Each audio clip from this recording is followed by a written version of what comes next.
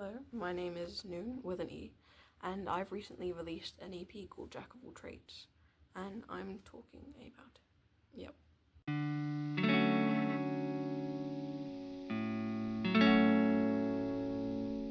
This EP, just like my last one, 1111, has been part of a college project, and so I was kind of determined to make it anything but a college project. I mean, for me, making music is about like the meaning and intention behind things, so I was set on putting like a lot of effort into these songs. I also did a launch live stream, and this is now a launch video because I want to talk about it a bit more. All of these songs can be found on every platform, including SoundCloud and Bandcamp, under the name Noon with an E, and I also have stickers and CDs for sale on Bandcamp. It would be awesome if you check them out. I did hand draw all of them. It took a lot longer than I'd like to admit. I am an artist, I swear. Not a very good one, but an artist nonetheless. So yeah, I'm going to be introducing these songs, playing them, and yeah, hopefully you like them, and check them out, please. Thank you. So my first song is called No Hope in Hell. I actually wrote it for my GCSEs as a protest song about climate change.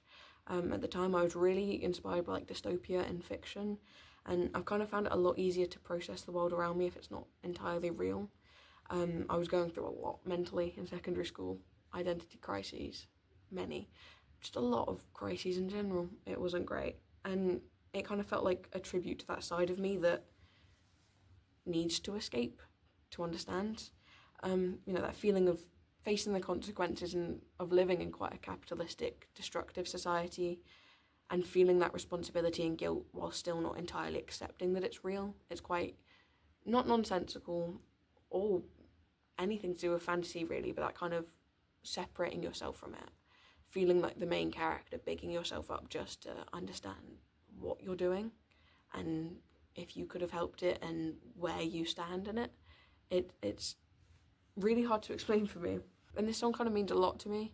I wrote it when I was 15. I'm 17 now. It's kind of followed me throughout my time of recording and writing music.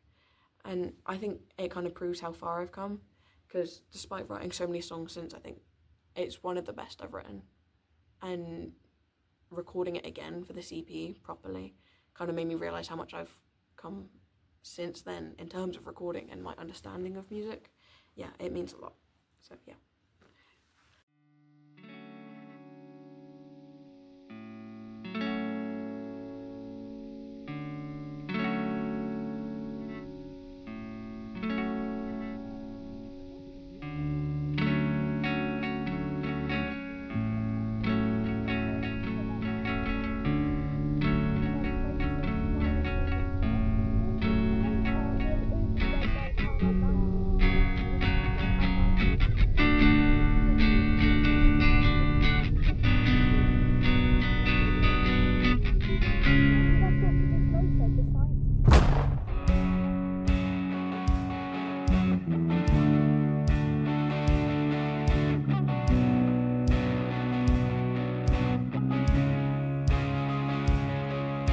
The men I like are post-apocalyptic. Burn them down till they're radioactive. Can't you feel it? It's so parasitic.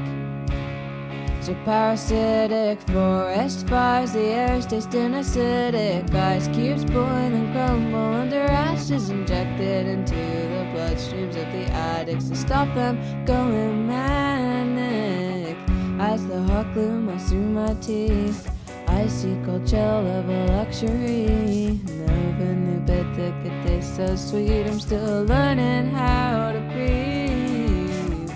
I burnt an angel, I lost my name. Outside with Satan at the end of our game. I buried my angels, I lost my friends. Go cry to your sins, 'cause there ain't no hope in hell.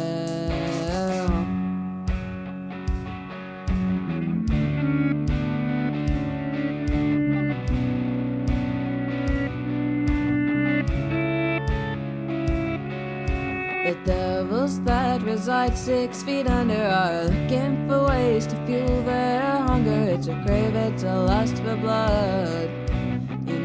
but they're coming for us. The nosebleed drips and soaks into the coals that are fueling Mother Nature's solo. She's crying out for help. She can't help but be silenced by the shit you spill. As the hot glue runs through my teeth, icy cold chill of a luxury. Never knew bitter could taste this sweet. I'm still learning how to breathe.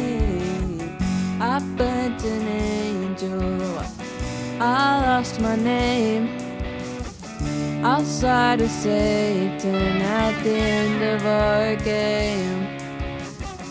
I buried my angels, I lost my friends. Go cry to your saints, 'cause there ain't no hope in hell.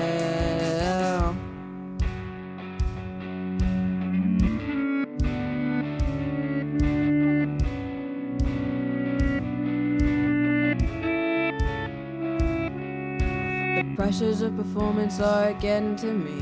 The weight of the world somehow under my feet, and I can feel my body start to give up on me. Feel it in my heart, in my lungs, my bloodstream. I can't seem to get a grip on what isn't real. Start to understand how drowning can feel. I still don't really wanna know what death means, but I think that she wants to get to know me. The pressures of performance are getting to me. The weight of the world somehow under my feet, and I can feel my body start to give up on me. Feel it in my heart, in my lungs, my bloodstream. I can't seem to get a grip on what isn't real.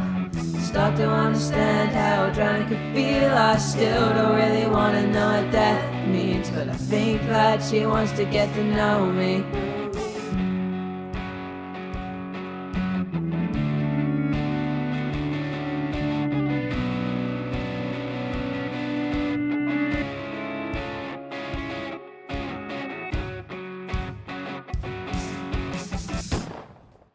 So my next song is We Don't Have to Wake Up. It was about a friendship that I had, kind of ended up hurting me a lot. This person would take up quite a lot of space in my life and take from me quite a bit. They refused to give anything back, and I'm over it now. By the time they kind of like forced themselves to be my entire world, and they isolated me from all my friends, and it's hard to explain. Again, most of these are, that's why I write about them, but because I was isolated, they were my entire world. When I had to accept that I needed to let go, it felt like my world was ending. That kind of fear of just like losing something I didn't even really want anymore. I mean, yeah, it was quite hard, but fun fact to make this less miserable. When I recorded this song, I had a cold and my deadline was coming up. And I definitely think you can tell, especially when I point it out, but I think it adds to the charm. If you say it adds to the charm, then it does. No one gets to question you. Yep. Sleep in my bed. No, we don't have to wake up today.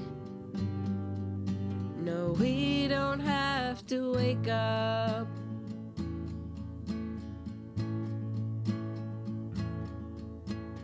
Fuck with my head and steal all my bad days.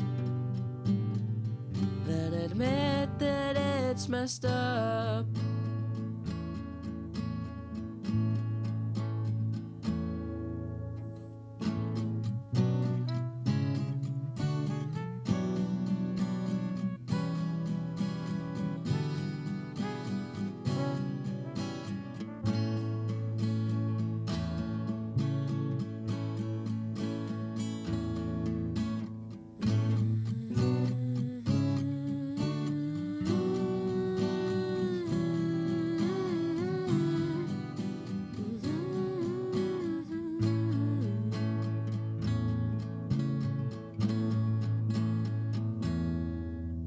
Take all my names, sing my own songs to me,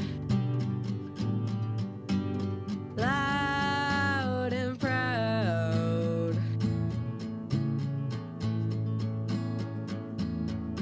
like a dog in a cage.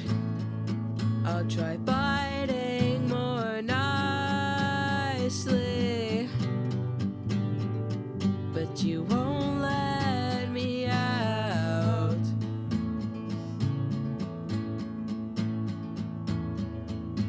The truth hurts people, not me. I won't let you down.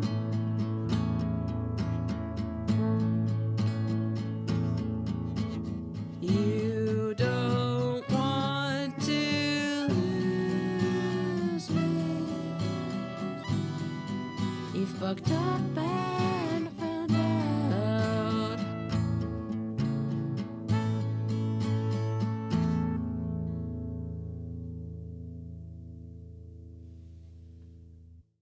Okay, so these last two songs are meant to be played back to back. Seamless transition, if you will.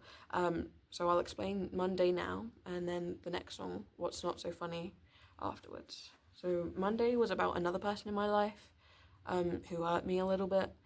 We became close, like, really soon after we'd met, and we didn't know each other for long, like, properly. I don't think we really properly knew each other at all, and it really did feel quite rushed. I was in a new place with new people around me, and it felt like my mind had replaced me with some other version of myself. And, like, this version was fake, it was synthetic, it was meant to impress everyone around me, it wasn't really real. It was like a makeshift me. And, you know, the situation is hard to explain again, and I'm not keen on talking about it that much. I have really moved on, but I think the line, my mind has changed me because it doesn't know you, that really, I think will stick with me for a while. I think that one will follow me around. That feeling of, like, never being yourself properly, or not trusting that you're ever the correct version of you for the situation. I think that's something that won't go away. It's what I deal with. Yeah, for this song, I had a lot of fun messing with the backing vocals. For me, it's like the different versions of yourself, the previous versions of yourself, berating and questioning you. And this one part of me that was involved was having to listen to that and chose to ignore it, chose to not deal with it, chose to not understand what was happening. You know, at the time, whoever I was, they kind of ignored all the gut instincts and thoughts from the rational sides of my mind who had been here before and had experience and knew what was safe and what wasn't normal for us, for me. Yep, us, I guess. And, you know, they're like tiny whining little voices. It kind of replicated what it's like to be in disagreement with different parts of yourself, to constantly feel like you're never truly honouring all of them, and to hear active feedback from different parts of your brain that just don't agree with you. Thank you, guys. Need that. It's like one brain. Come on, collaborate. Yeah. Anyway. With a smile,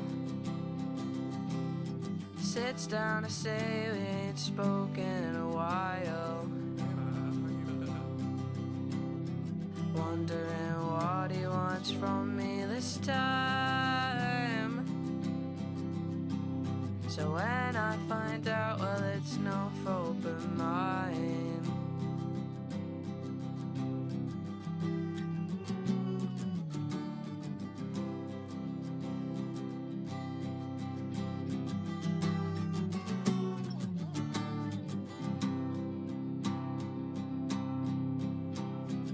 Monday can't tell that I can't read the room, so he never explains what he's chosen to do.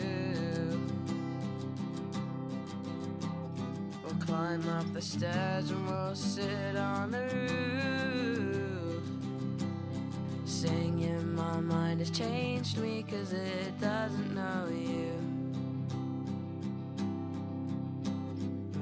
Has changed me 'cause it doesn't know you.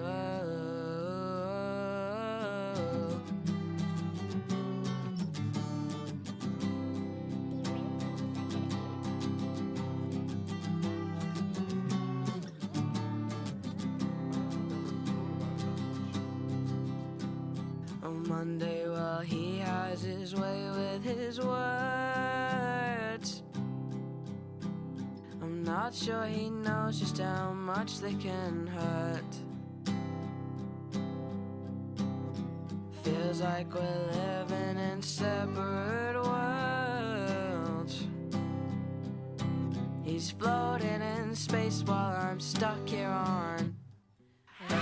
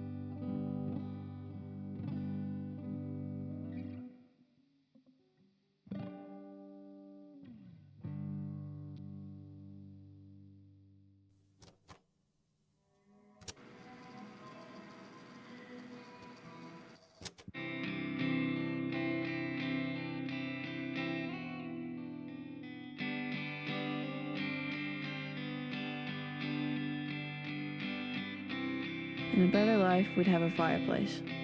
Maybe a dog. I'd call him Bark, just like the books.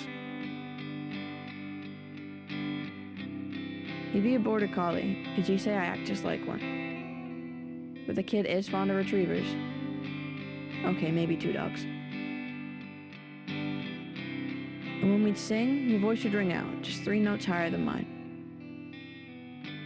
Not every word, but quite a few.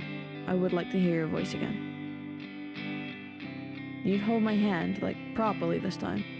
I'd like to think that I wouldn't take it for granted.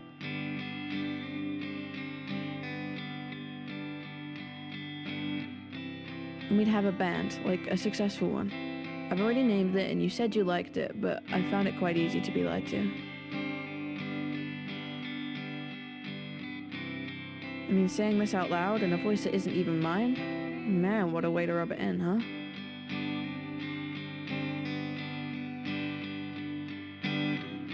For a while I did want to leave and find a new world to call home. And you'd be there, of course you'd be there.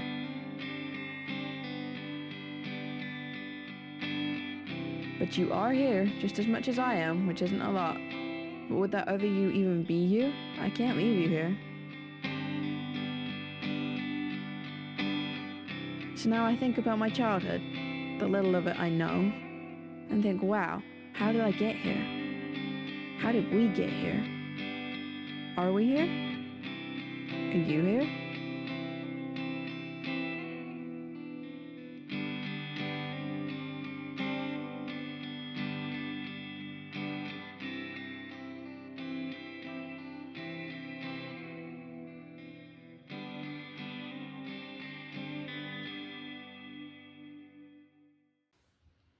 Okay, that song has a really long title. What's not so funny is that in every other universe, I would have begged to be this close to you. It really does mean a lot to me, again, with the voices sort of thing, different parts of myself, I think, kind of takes from that. I think I find myself relating to fiction quite a bit, so same with the first song, No Hope in Hell. And, you know, the whole in another universe take on fictional characters and pairings, whether that be platonic or romantic, as long as they care about each other enough to find themselves in other universes and to trust that they will. Like, that kind of soul bond is what I've always kind of been drawn to in fictional media. You know, the I see them everywhere sort of thing. I'll go around and go, oh, it's those two characters, or the songs that I see them in. You know, I wanted to explore what it was like to see both sides of these pairings in yourself at separate times. It feels like sometimes I relate to one and then I relate to another, and it feels like different parts of me. And I hate the way of thinking when people are like, oh, I want to share a mind with my partner, or I care about my partner so much I could share a body with them and not care. And it's like, I'd feel incredibly uncomfortable. It kind of makes me shudder. I'm constantly feeling like I'm sharing a body with myself.